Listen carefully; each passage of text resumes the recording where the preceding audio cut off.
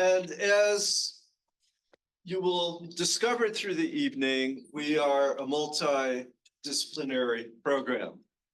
And we work with the grammar of the body, and we work with foundational grammar of the Sanskrit language. And they, believe it or not, are interwoven. And when you saw reference to that word mantra, that's the acknowledgement in India that what we say has a constructive role in our bodies.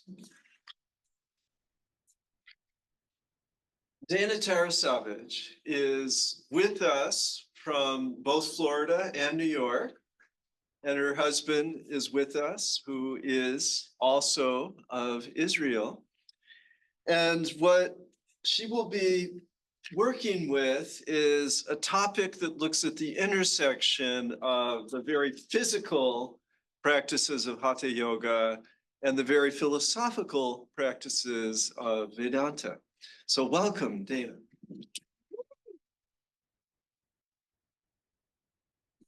Thank you so much. Hi, everyone. Welcome. My name is Dana Tarasavage, and the title of my thesis is An Array of Stars on Yoga, the Yogatārāvalī's Constellation of Verses on Haṭha and Rājayoga in relation to Advaita. Okay, so I know that's a mouthful. What does my thesis actually entail? So the largest portion, hold on. There we go. So the largest portion is an original translation of a Sanskrit yoga text, the Yogatārāvalī, of which I will share a few verses tonight. But in researching and in translating this text, I also touch in my thesis on the historical and cultural context in which it was written. So that is to say, medieval India and this loose genre of Haṭha and Rājayoga literature. I also address tonight, and in my thesis, the question of authorship, because as I'll mention several times, this text is commonly attributed to Adi Shankara and thus associated with Advaita Vedanta. So the title, Yogatārāvalī, is a Sanskrit Tatpurusha compound made up of 3 words. Avali is a row or a string or an array. Tada is star, or in this case, stars. And yoga is the all-important subject of the text. So we get an array of stars on yoga. And the implication is that each little verse is like a star, and it shines on this beautiful subject that we're all here to honor, yoga. So it's 29 verses, and it's written largely in Trishtubh meters. So the verses are 44 syllables, although there are a couple of longer verses there at the end. And scholars can date it to approximately the 13th century, maybe 14th century. But importantly, this is after the 12th century text, the Amanuska, which offers a lot of source for the Yogatārāvalī, but before the 15th century Haṭha Pradipika, which is a compilation to which the Yogatārāvalī offers a verse. The subject combines elements of Haṭha and Rājayoga. Now, I'll talk more about this, but briefly, Haṭha Yoga, or the yoga of force, are physical practices. And Rājayoga, or we can call it royal yoga, here is a synonym for samadhi, or meditative absorption. It is intended for an ascetic audience, for a renunciate audience. As we'll see, the ultimate aim is this complete transcendence of the mind and the body and the breath. It is a beautiful poetic Sanskrit, likely composed by a single author, which I argue in my thesis, and I'll share some of that with you. And it's commonly, almost universally today, attributed to Shankara or Shankaracharya, and thus associated with this philosophical school called Advaita Vedanta. But if we just take a moment to look at these 2 centuries listed in bold, there's some kind of disconnect, because Shankara lived well before the Yogatārāvalī was composed. So what's going on here? I think we'll pause and kind of clarify, right? what is Advaita Vedanta? Who is this Shankara, and what does he have to do with this particular text? To give us some context, what we call classical yoga, or the yoga of Patanjali's Yoga Sutra, is a dualistic philosophical system. So in it, at the moment of liberation, there's a separation where the seer, the Purusha, recognizes itself as separate from the material world, from the seen, Prakriti. In contrast, Advaita Vedanta is a non-dual philosophy. And in it, the moment of liberation is achieved through knowledge of consciousness. In Advaita, consciousness holds that the individual self, so the Atman, myself, my individual spirit, and the universal, the Brahman, are one. They're Advaita, they're not dual. Shankara, we'll hear him called Adi Shankara or Shankaracharya, is this 8th century philosopher, perhaps the most important name in the school in all of history. In his short life, he probably wrote somewhere between 24, maybe a dozen texts, but there's 400 attributed to him. So we can see that his name and figure looms large in this philosophical system, but in yoga philosophy in general.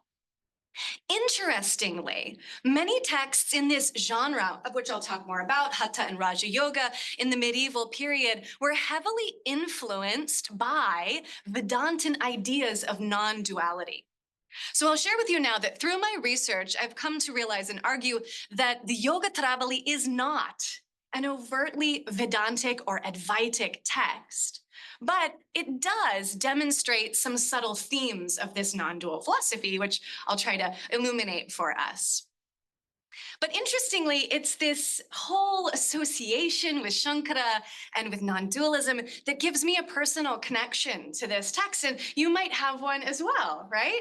So if you've ever been to an Ashtanga yoga class, you may have heard the first verse of this text chanted, because Pattabhi Jois, the guru of Ashtanga yoga in the 20th century, brought it into a unique modern mantra he created for his students to chant. It begins, Vande Gurunam Charanara Vinde, I bow to the lotus feet of the gurus.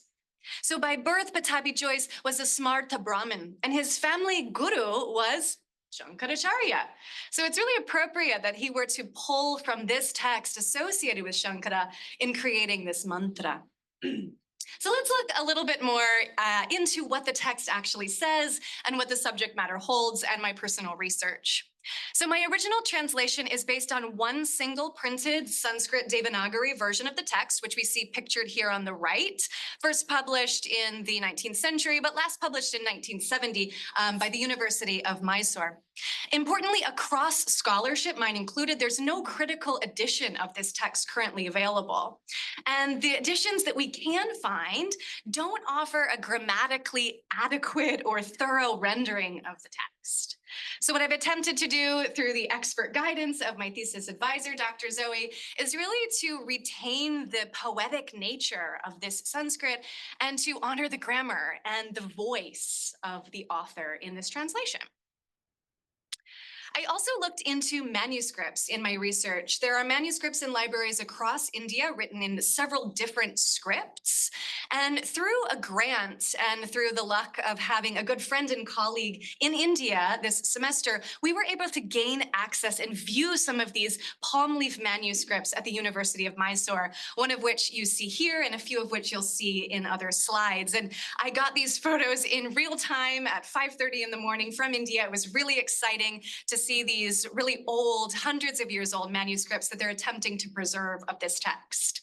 Now, importantly, in manuscripts across India, there are several names associated with the text. Shankara's name does come up, as do others, but it's sometimes unattributed. So what we can see from manuscript research is that the attribution to Shankara is not there in the manuscript evidence. In fact, the 3 oldest palm leaf manuscripts don't have his name. And that also points to the idea that another author named Shankara didn't write this text, and it wasn't kind of elaborated with time. I also looked into commentaries. There are not many. One you see pictured again here on the right, we were able to gain access to and produce a copy of. It is unpublished, the Rājayoga, and it is roughly 18th century, so fairly modern. And in it, it does associate the text with Shankara. The commentary that I worked most closely with, the Bhava Prakasha, is very modern, roughly 19th century. And it also interprets the text in this Advaitic lens, this lens of non-dualism. So what we can see from this research into manuscripts is that by the time these early modern commentaries on the text were written, the text had fully been associated with this philosophical system and this particular author. In the text, there's a beautiful continuity between verses, which is quite rare in texts of this genre, which are often compendiums. They sometimes kind of hop from subject to subject, pulling from verses and different sources. But here, as we'll see, there are two logical sections, and verses really build and themes expand on one another. I also argue that, for the most part, this is a single author. And there's a couple of grammatical trends that lead me to that argument. First, the use of the first person, I, me, mine, again, quite rare in literature of this genre, where the third person, the removed, the yogi, is quite common. And I've identified a few other, which are here on the screen. I won't go into them, but their reoccurrence in the verses shows and points to this unified voice of authorship. The text is divided into two sections. The first is on Hatha Yoga, the yoga of force. In this first section, we see practices like Nadanusandhana, or this meditation on an inner sound. We see the bandhas, the internal locks talked about, as well as the subtle body and the breath. So the energetic pathway of nadis is mentioned, and the prana and apana, the movement of energy through those pathways, is changed or redirected. Kundalini makes an appearance. She's called in this text the snake woman, normally coiled at the base of the spine, whose arousal causes the conditions to create Kevala Kumbhaka. I'll talk more about this, but briefly, Kevala Kumbhaka is an ultimate or spontaneous breath retention. So we'll look at a couple verses from this section.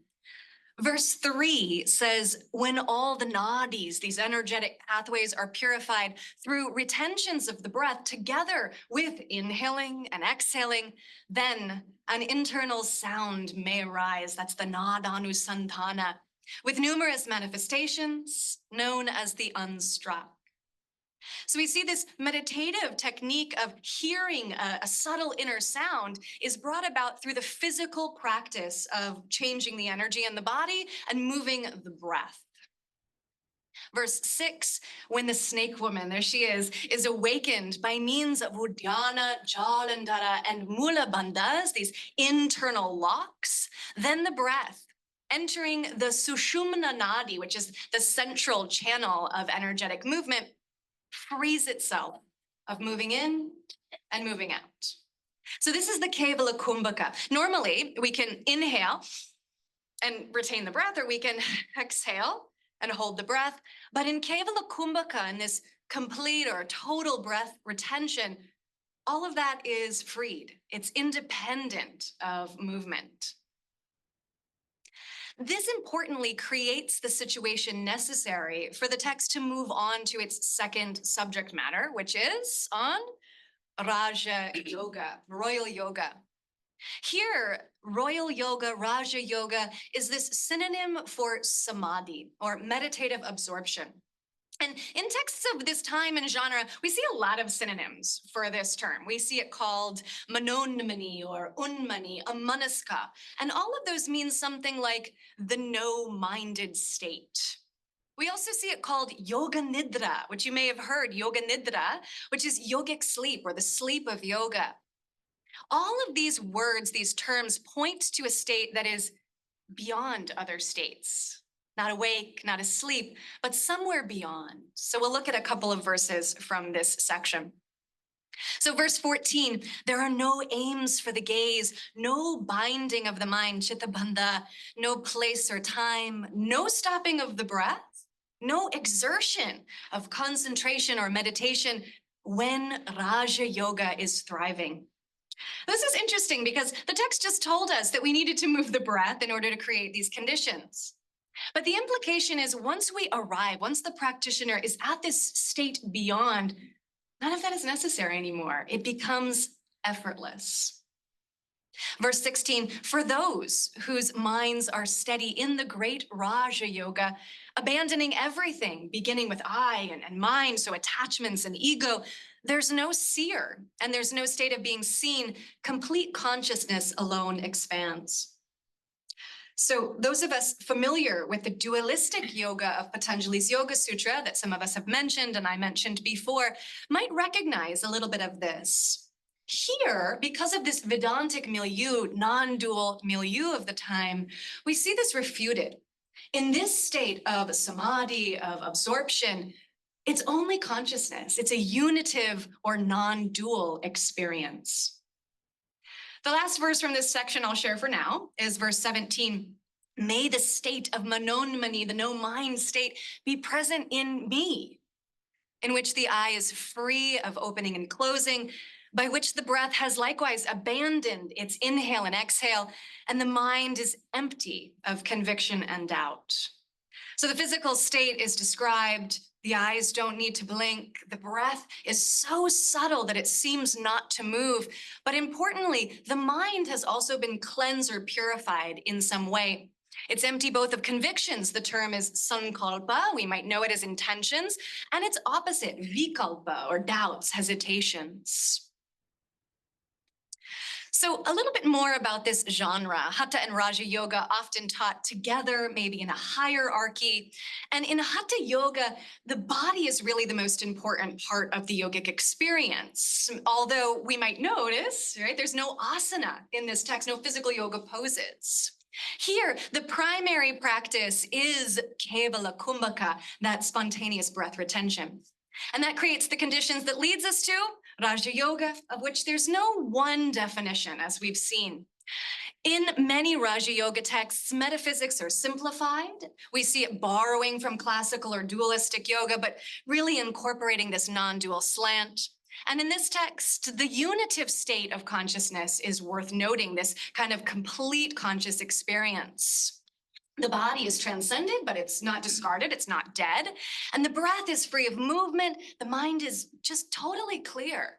And the yoga practitioner is stone still in an effortless state of absorption. So we can start to circle back. Okay, that's what the text is. But why and when did this attribution to Shankara arise? So through my research, I've come to argue that it's reasonable to assume that it happened later. So after the original composition, but before these early modern commentaries were composed. In the late 15th and early 16th centuries, Advaita started borrowing again from the practices and texts of Hatha Yoga. They incorporated these physical practices into their conception of non-dual philosophy and liberation. And we see this in religions and philosophical systems the world over. People are always borrowing, appropriating, recontextualizing practices to remain relevant, right? And a great example of that are the 17th to 18th century Yoga Upanishads. Now, these texts were Advaita texts, but they used Hatha Yoga texts, perhaps like the Yogatārāvalī, to explain and kind of promote their path to liberation. One other thing of note is that the Vedantic milieu made these texts easy to appropriate or to use again in this way. So while we noted that in the medieval period, the popularity of Vedanta influenced Hatha Yoga, now in this time period, Hatha Yoga is re-influencing Advaita. Some elements of the non-dual or the Vedantic kind of spin of this text may have been added later, which is another interesting thing of note. A few verses are missing from the older recensions, the older manuscripts of this text, showing that although it had that non-dual leaning, with time, maybe more of it was even added in. So again, I can reasonably assume that the association with Shankara and Advaita may have arisen during this time. So some conclusions I can share. The Yogatārāvalī, it is a Hatha and Raja Yoga text primarily intended for an ascetic renunciate audience. It is a beautiful poetic Sanskrit. It's been a real joy to read and to try to translate, mostly written by a single author. And that author was not Shankara. But because of the Vedantic milieu of medieval India, the non-dual references are easy to pull out, and some may have even been added later. But I also want to say, and I argue in the thesis, that this eventual attribution to Shankara has been incredibly important for the life of this text, right? It's why I have this personal connection to it. And for many practitioners today and in history, the factual truth of authorship is really secondary to this potency of yoga's incorporation into Advaita. And pulling from some beautiful work by Dr. Zoe, right, I argue and I really agree that making space in scholarship to study both the historical facts, what does the text say when we translate it, but also these absorbed myths and the cosmic truth, what's kind of said about this text, are really important to give us a more nuanced reading of any text. So I want to leave you with one final verse. It's perhaps my favorite. It comes near the end. It's a longer metered verse, and it gives us a beautiful picture of this first person voice of the author and this beautiful longing that he describes for the state of Rājayoga. Verse 28, in the caves of the summit of Mount Sri Shaila, when will I attain perfection, which possesses this sort of dissolution of the mind in samadhi, in which vines surround my body and birds build nests in my ears? May we all find a state of Raja Yoga that is that beautiful and true. Thank you all so much.